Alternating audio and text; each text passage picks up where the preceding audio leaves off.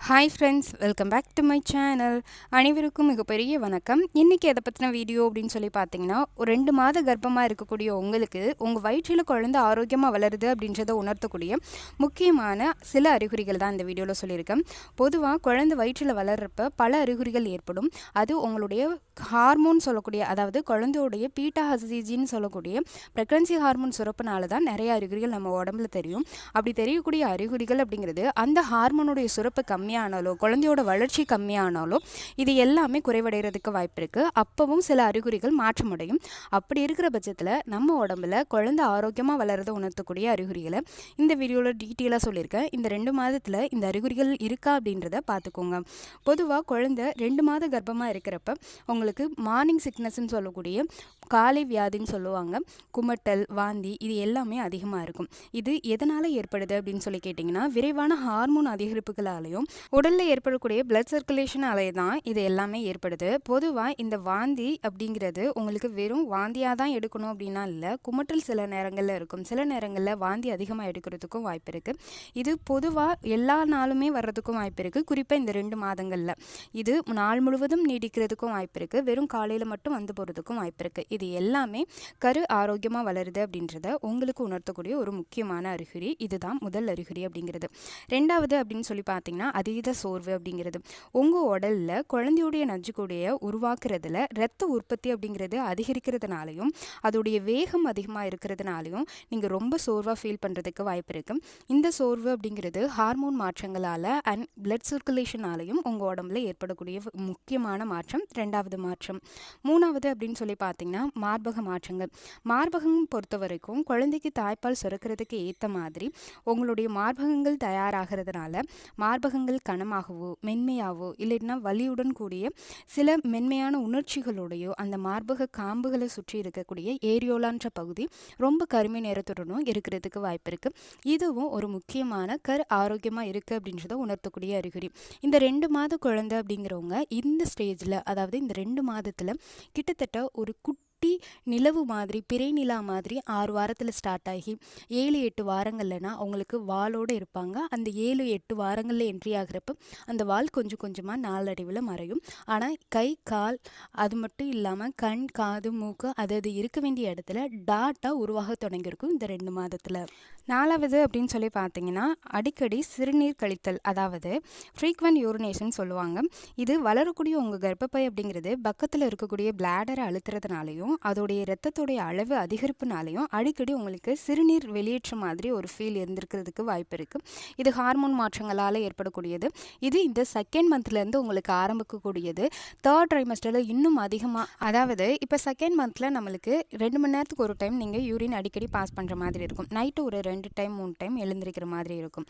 அதுவே நீங்கள் 3rd trimester போயிட்டீங்கன்னா கிட்டத்தட்ட ஒரு நாளைக்கே நீங்கள் 10-15 வாட்டி விட 20 வாட்டிக்கு மேலே நீங்கள் போகிறதுக்கு வாய்ப்பு இருக்குது. இது ஹார்மோன் மாற்றம் கர்ப்பப்பை வளர்ந்து வரதுனால பக்கத்தில் இருக்கக்கூடிய பிளாடரை அழுத்துறதுனால ஏற்படக்கூடியது.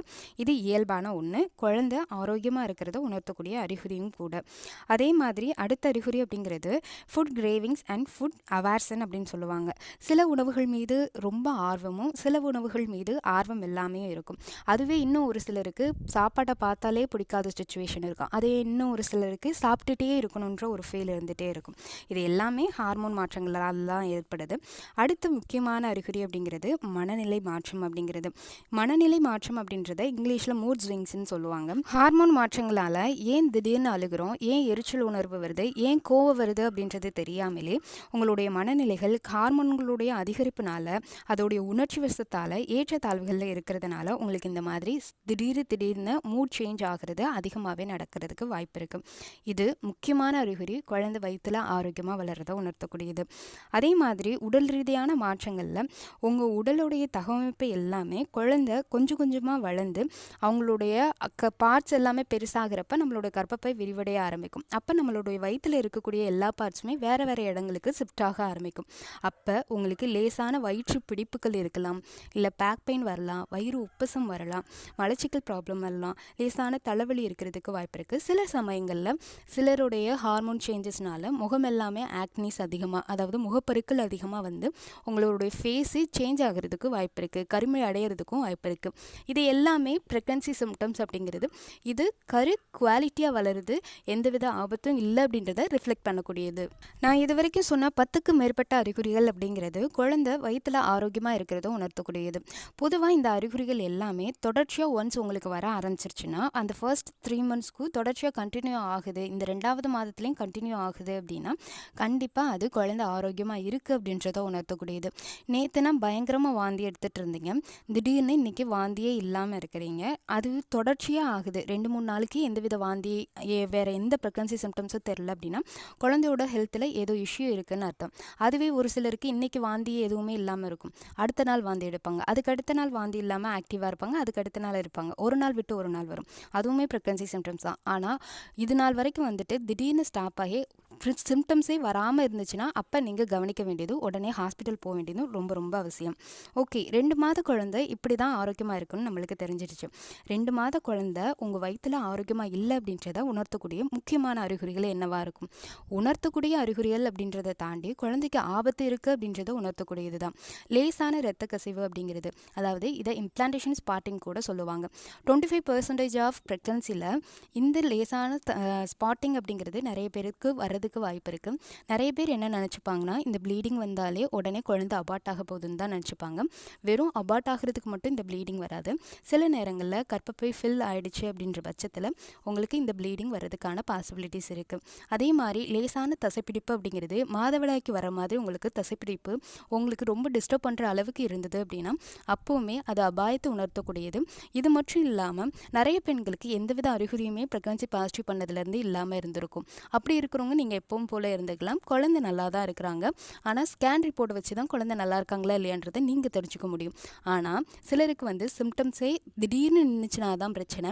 சிம்டம்ஸ் இல்லாததுனால நம்மளுக்கு குழந்தை ஆரோக்கியமாக இல்லை அப்படின்றது அர்த்தம் கிடையாது. பொதுவாகவே இந்த 2 மாத கர்ப்பத்தில் தான் உங்கள் குழந்தையோட இதய துடிப்பு அப்படிங்கிறதே வரும். சிலருக்கு வந்து 5 வாரங்களில் வந்திருக்கலாம், சிலருக்கு 7 வாரங்களில் வர்றதுக்கும் வாய்ப்புகள் இருக்குது. பொதுவாக குழந்தையோட ஹார்ட் பீட் வர்றதுக்கு கிட்டத்தட்ட நீங்கள் 9லேருந்து 10 வாரங்கள் வரைக்கும் வெயிட் பண்ணலாம். குழந்தை ஆரோக்கியமாக வளர்றாங்க, ஹார்ட் பீட் மட்டும்தான் வரல அப்படின்னா தாராளமாக வெயிட் பண்ணி பாருங்கள்.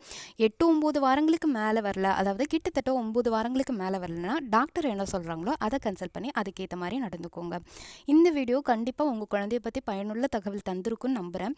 வீடியோ பிடிச்சிருந்தா ஒரு லைக்கு, ஷேரு, கமெண்ட் பண்ணுங்கள்.